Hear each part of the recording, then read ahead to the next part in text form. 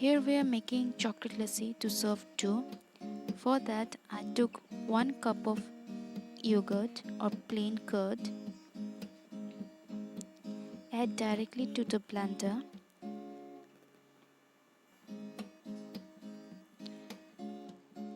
In this I'm going to add 1 teaspoon of cocoa powder. If you want, you can increase it up to 1.5 teaspoon. 2 teaspoon of sugar.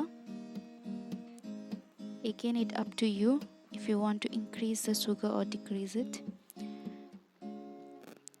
Some chunk of dark chocolate. A dash of salt. Some ice cubes. And blend all nicely.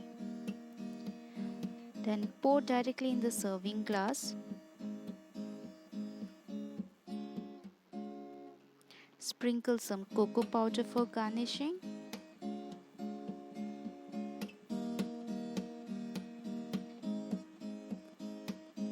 And finally, I'm adding some chopped chocolate over it. Your chocolate lassi is ready to be served. Enjoy!